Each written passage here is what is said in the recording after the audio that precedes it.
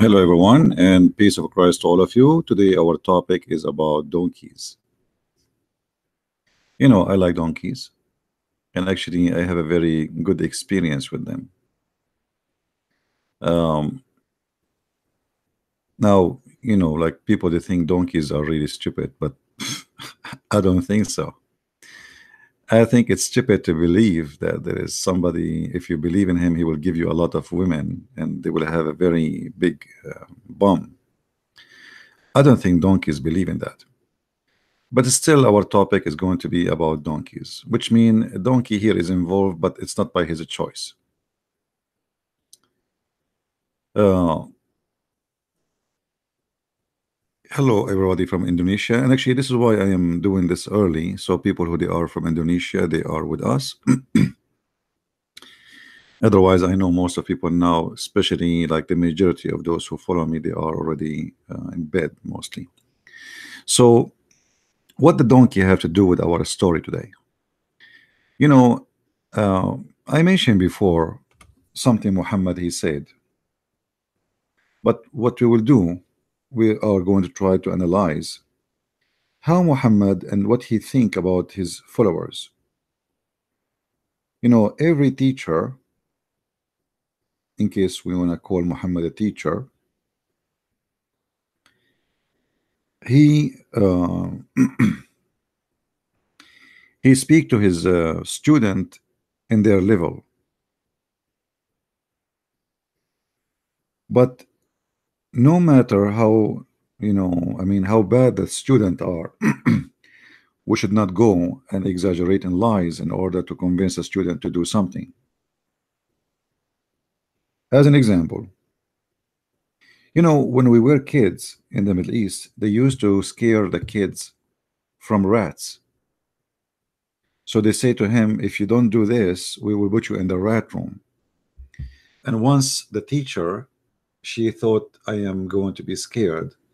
So she decided, because I was supposedly troublemaker, according to her, she decided to punish me and put me in the rat room. The rat room simply is like a small, tiny room under the stairs, where the school they put, like it's like a storage room, have like an old chairs, old tables, dark.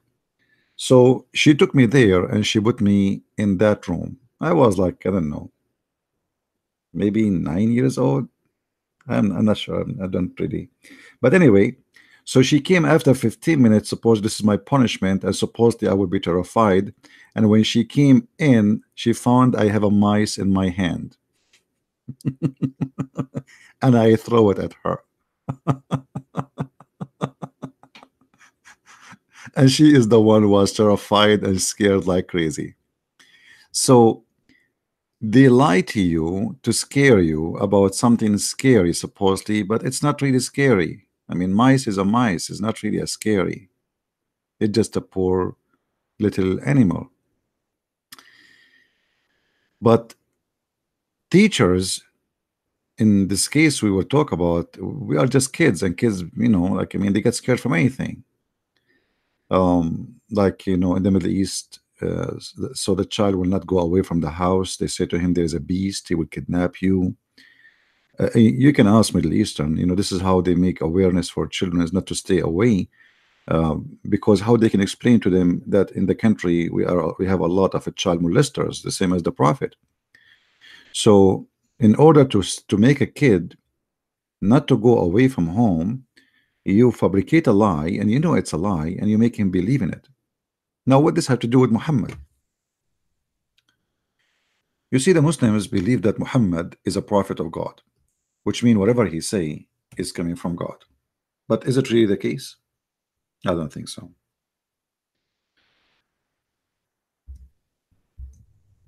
Let's read this hadith.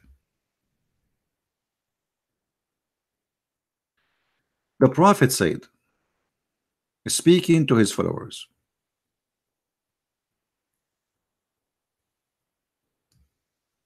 isn't he who raises his head before the Imam, which means before the Imam is the leader of the prayer, the one who stands in the front, afraid that Allah may transform his head into a donkey?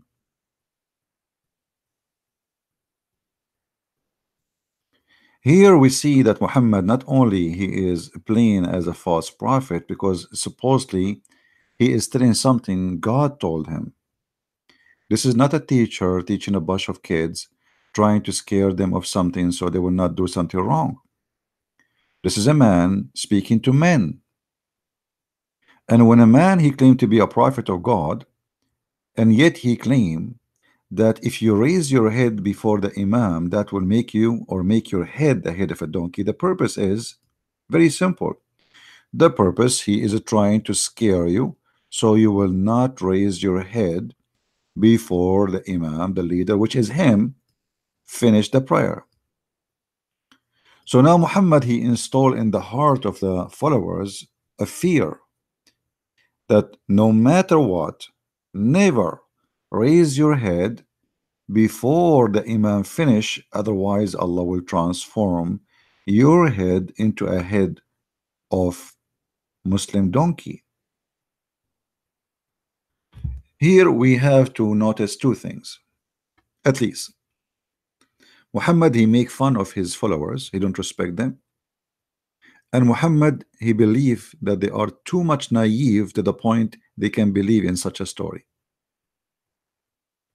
There is no way Muhammad, he will say such a thing unless he is sure that the ones who is behind him are a bunch of donkeys.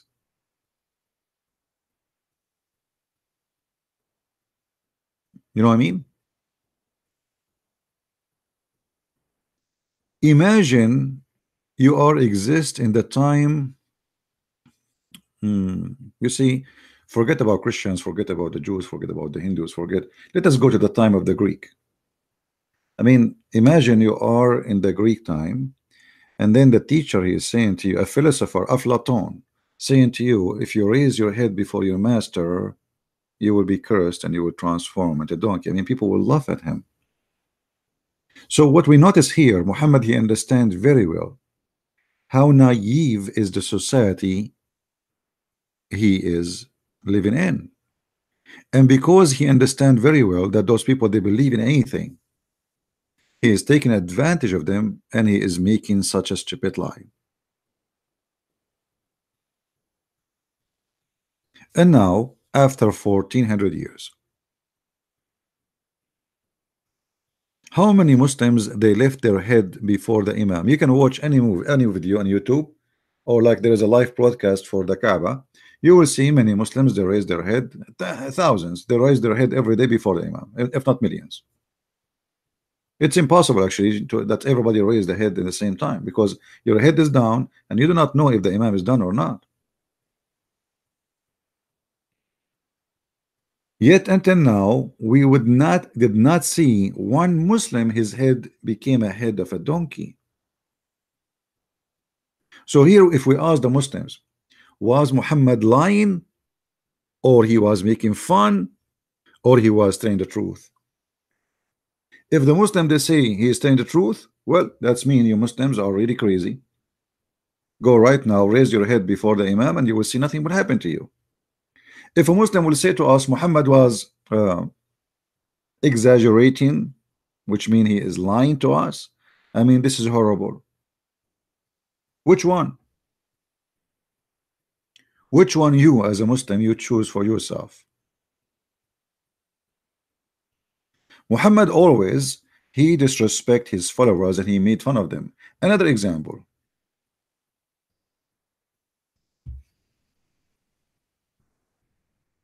Muhammad he don't like garlic.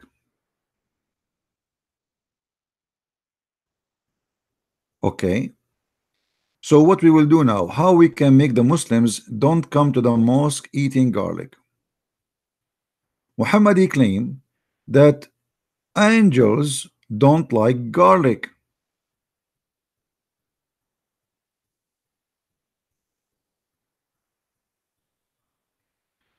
Angels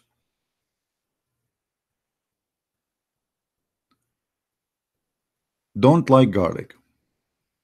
Read this with me, Allah. And here we see another example of Muhammad making fun of his followers, claiming that he have a bunch of angels who they are coming from Romania, and they are relative to Mr. Dracula. So it's offensive. This is an offensive plant. What kind of a prophet he says that angels will be harmed by garlic? He said, who is talking now? Muhammad. He who eats of this offensive plant, between two brackets, i.e. garlic and etc., he said, he who eat onion and garlic and leek should not approach our mosque, for the angels are harmed by the same things as the children of Adam.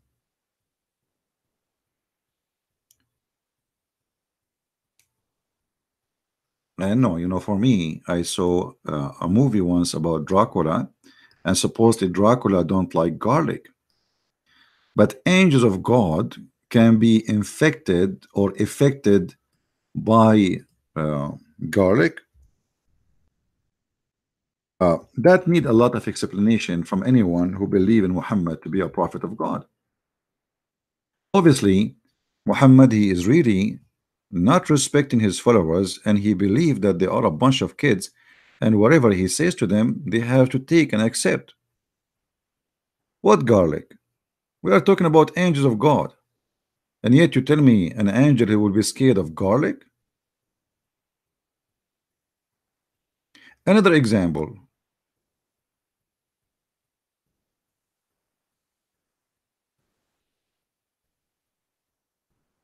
Muhammad, he claimed that the angels is not coming to his house because there was a little puppy under his bed.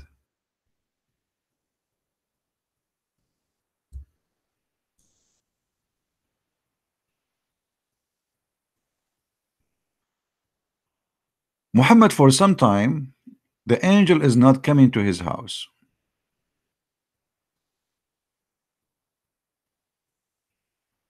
So Muhammad now, he want to explain why the angel Jibril is not coming to his house. Or let us say he's trying to investigate why. Aisha reported that Jibril made a promise with Allah messenger to come to him at definite hour. Okay, see, Jibril is a businessman. You know, I will come to you, let's say 6 o'clock, he will be there 6 o'clock, never late. That hour came, but he did not visit him. And there was in his hand, the hand of Allah apostle, a staff. He threw it from his hand and said, never. He was upset. Never has Allah of his or his messenger angels overbroken their promise. Muhammad now is worried. Allah broke his promise. Then he cast a glance and he found the puppy under his coat. By the way, this is a fast translation. It's not really under the coat. It is under his bed. Cot. His cot is mean bed? I don't know if the translation is correct. I don't know what really cot mean. Cot.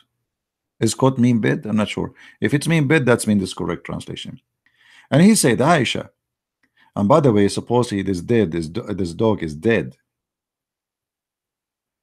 You know, the story is actually more complicated than this. Supposedly here it says a certain hour, but the fact the angel he stopped coming for some time, a few days, few weeks, and now we have a dead dog under the bed of Muhammad. But let us say it's a living dog. Let us say it's not dead. So there is a puppy under the bed of Muhammad, and Muhammad said to Aisha, when this dog enter here, she said, by Allah, I do not know.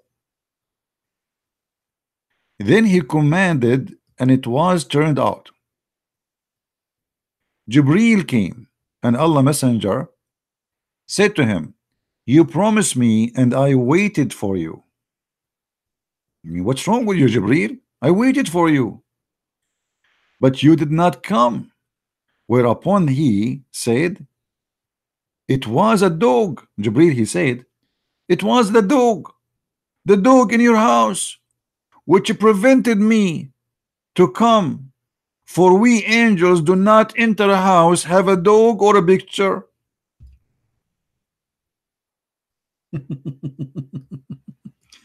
Now, I am assuming that if I am a believer, I have to agree that an angel of God who have 600 wings, who is a mighty angel, he cannot enter a house, have a little puppy.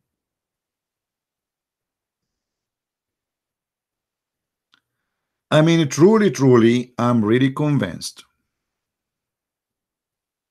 Obviously, Muhammad is saying the truth. Now here we see, we spoke in the beginning that Muhammad, he speak to a society of a low IQ. But obviously he himself is a low IQ too.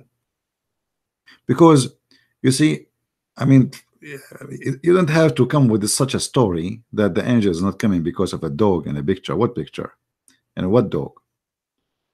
I mean, dogs are everywhere. The earth have a dog anyway. The whole earth. What about the angels will not enter to the earth because we have dogs in the earth?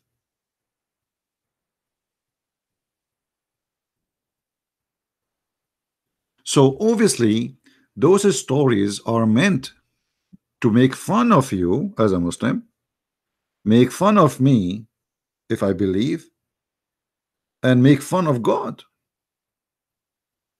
Because if Allah is God, as Muslims they believe, and then they say to us that the messengers of God cannot enter a place, have a garlic, have a dog, have a picture, or onion.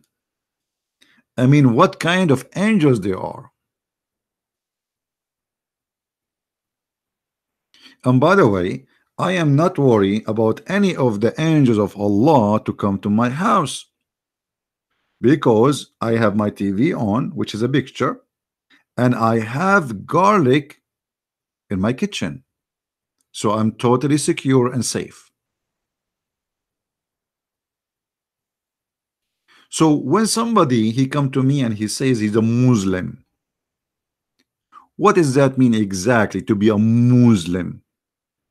To be a Muslim, it's mean that you believe that angels are like a Dracula who fear garlic. And by the way, I don't think that Muhammad he copy the story of a Dracula from anyone. I mean, I think they are copying him.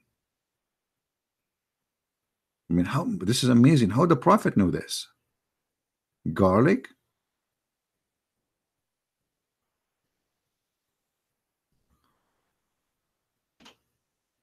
If we ask a Muslim,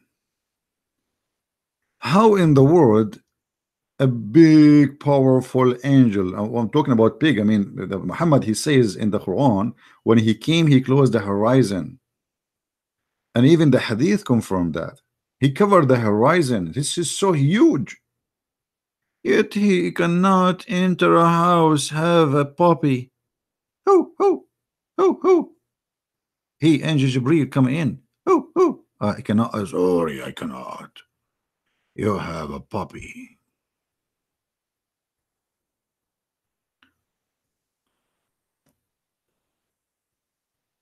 Here we notice something very clear, that Muhammad not only disrespect his followers, not only he disrespect his God, claiming that the angels of God are very silly and stupid and cowards and useless.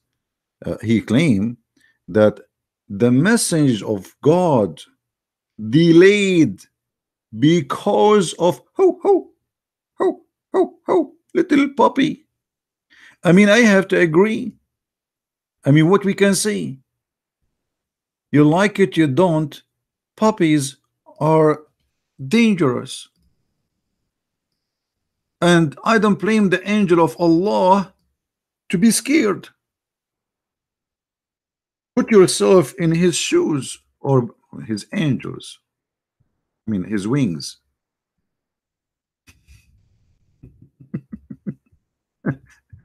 puppy.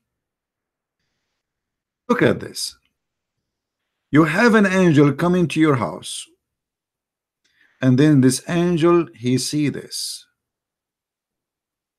How in the world this angel will be able to enter your house? I mean, we have to be fair and we have to be realistic.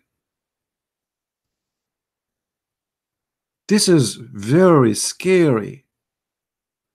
And angels cannot enter a house, have a puppy.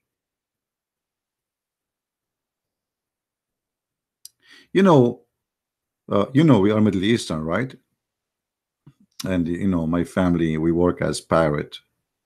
Actually, part of the Caribbean, like taken inspired from my family story. So we as pirate, once we enter a bank to rob it, but we saw inside the puppy like this, and we could not get in. And since that time, all banks in America, they are not getting any security cameras or police. They have a little puppy in the corner. Neither us, neither the angels can get in. Happy for you. The bank is secure. So I am mentioning those stories because if Muhammad is a prophet of God, and he claimed that he is speaking of God and knowledge of God, and yet he claimed that the delay, a delay of God message, God himself could not deliver to Muhammad a message because of a puppy. What kind of God we are talking about? Imagine Donald Trump, he sent his army and the leader of the US Air Army in the front, and they arrive in the front of somebody, a king, to deliver a message, but they could not get in because our army have a weakness. Please come in. He is waiting for you for your message. You say, sorry, I cannot.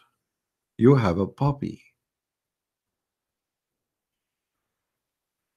My friend, if you think Muhammad is a prophet of God, you better, and Jibreel is an angel, you better stop believing in Jibreel and believing in this puppy, because this puppy, obviously, he defeated Jibreel. You see, this puppy can go where Jibreel cannot go, which means wherever this puppy is, Jibreel have no place. People, are you getting my point? Are you getting my point? If this puppy now, he enter out in the backyard of the house of Muhammad, the angels cannot go there too. So wherever the puppy goes, angels run away. So who is the weak?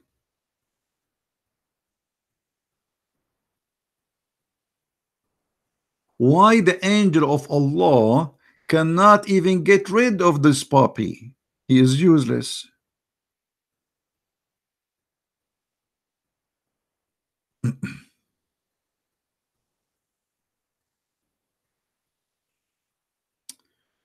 Debate the representative of the Antichrist. You will be in trouble instantly.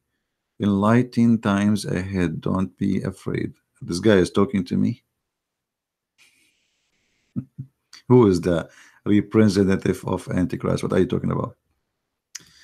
Anyway, so as you see, stupidity is belief these days, because to believe in this garbage, they call you believer.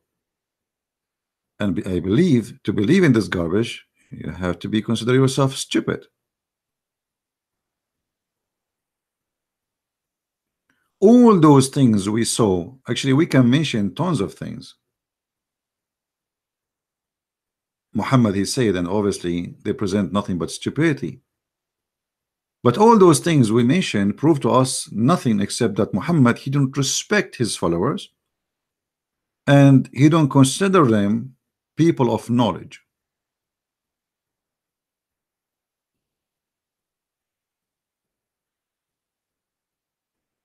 He considered them a bunch of kids. He make fun of them, and whatever he says, they have to accept. The Prophet said, the Prophet said. Right?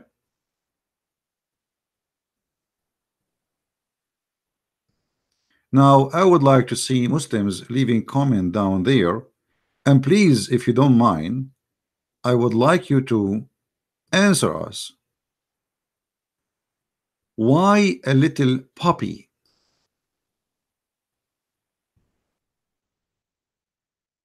Maybe we should put it in the screen.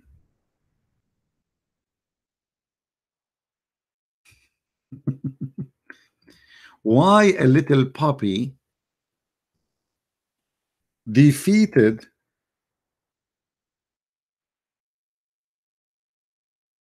angel of Allah? What do you think about that, Muslims? How such a thing can happen?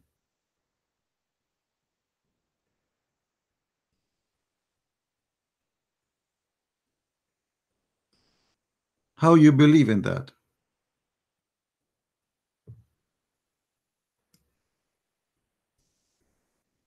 Let us put this, the question in the screen so Muslims can pause their comment under the video.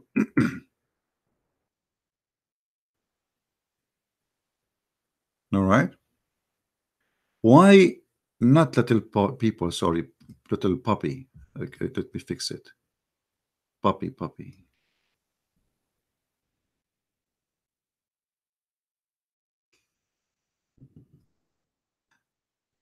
Why a little puppy?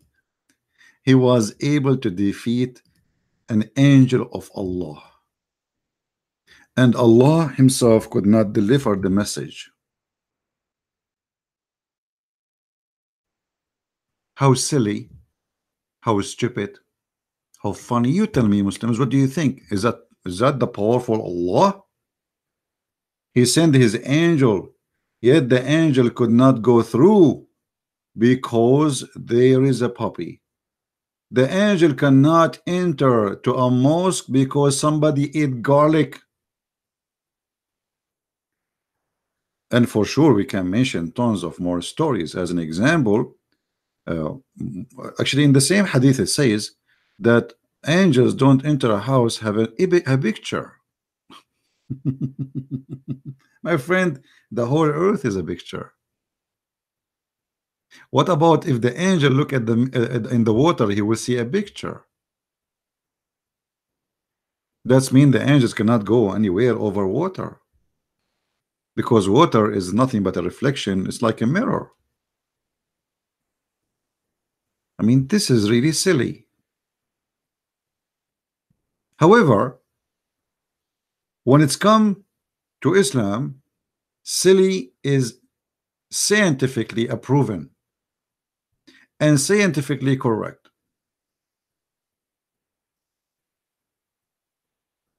But for me, I love and I wonder what happened to the brain of a human being. How a human being can accept such a thing to be coming from God. Your God, Muslims, fear puppies. His message, his delivery cannot come to the Prophet because of a puppy.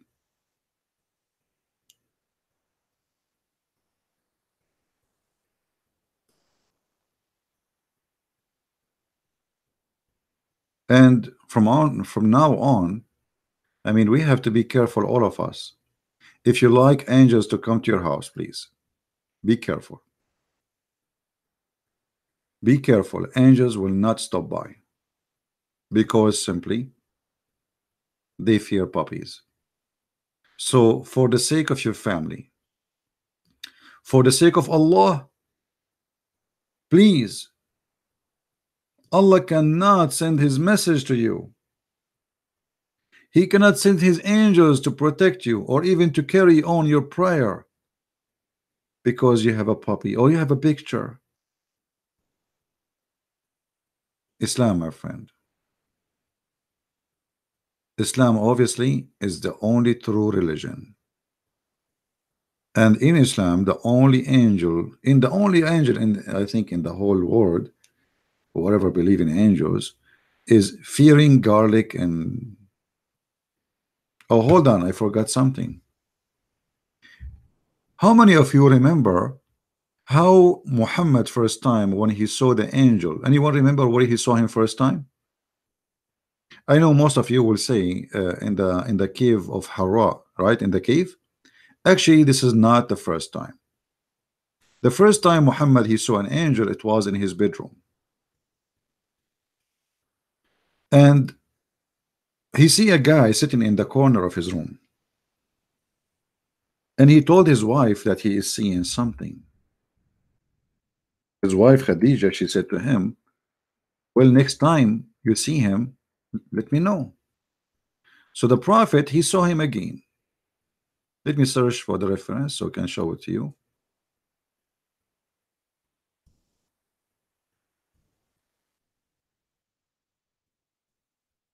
I don't think we can find it in English, but we can find it in Arabic. So simply, when Muhammad he saw an angel, he told his wife, I see him right now.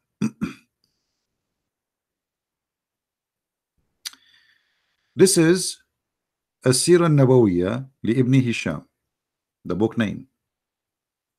Volume number 1, page number 239. Khadija, she said to her husband, when you see the angel of Allah next time, let me know. And Jibril came.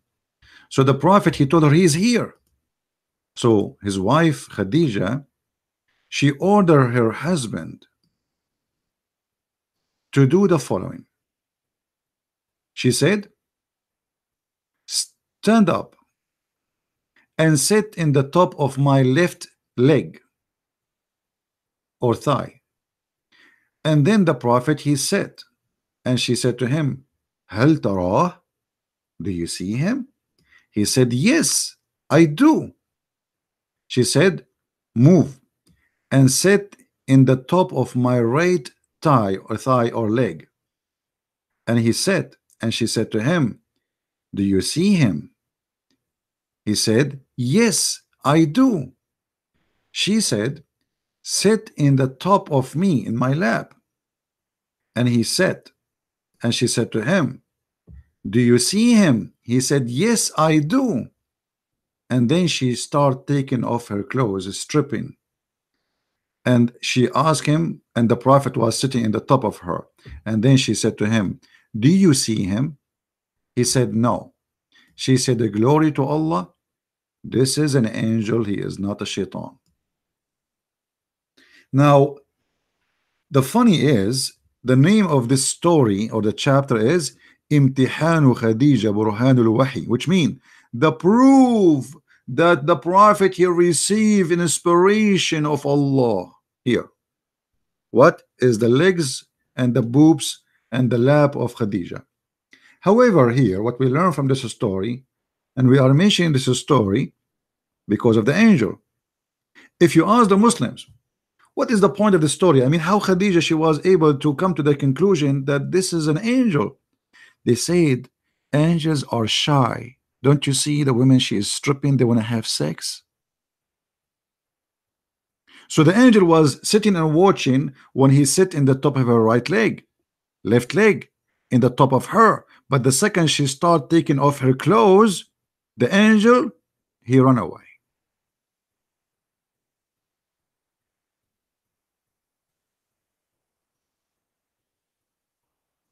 And here again we see how Muhammad and his followers, they fabricated stories in order to make Muhammad look like a prophet. I mean, if the prophet who see the angel, he could not recognize the angel to be an angel, how the wife who did not even see the guy in the corner, she come to the conclusion by stripping? And what about you strip from the first second? What the point of like sit in the top of my right leg and my left leg and sit at the top of me? Just take off your clothes. If you leave, then that's it. But obviously this story is a stupid story. It's not even good for bedtime. But again, those stories present to us how low the IQ of a person who believe in it, and how low the IQ of the society around them. And here I'm talking about people who they are naive. You know, I mean, how in the world anyone can believe in this? Imagine I come to you yesterday, I saw an angel in my house, And now, by the way, I cannot discover if he's an angel or not, because I don't have a wife, so I need to hire a wife now, so I can sit. Now I know why sometime I saw in the movie a guy was sitting in the lap of a woman. This is the Prophet Muhammad. Imagine how silly. A man, his name is Muhammad, sitting in the top of the leg, the right leg, and then he moved to the left leg of his wife, as if we are talking to a kid. Okay, Habibi Muhammad, sit in my right leg. Do you see him, Habibi Muhammad? Okay, now move to my left leg, Muhammad. Do you see him, Muhammad? Okay, Habibi Muhammad, now sit in the top of me and face me. Do you see him now, Muhammad? Okay, Muhammad, now look at me, and I'm going to take off my clothes. Tell me, Habibi Muhammad, do you see him? He's gone, Muhammad. He's gone. Are you sure he's gone? He's gone. I don't see him no more. Okay, Muhammad. Muhammad Habibi, he is an angel. I mean, who is the silly and who is the stupid? You tell me. That's why I say to myself, this video should be called "My Prophet Funny or Making Fun of Me?" Now, please, Abdul, I want you to leave your comment whatever this video is posted in. Doesn't matter. When you see this video, please post your comment and show us where is the intelligence in the stories of your prophet, and how in the world you Muslims can believe in such a madness.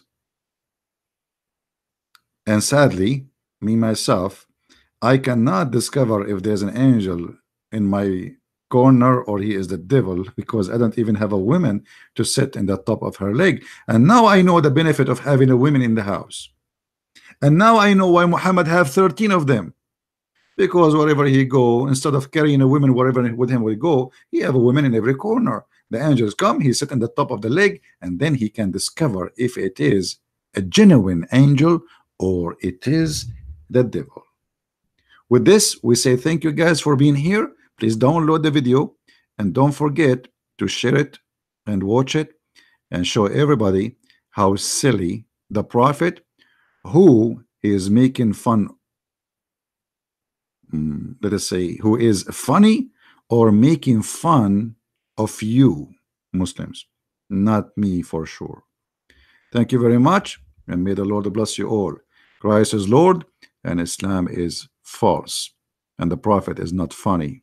He is just a liar. Thank you.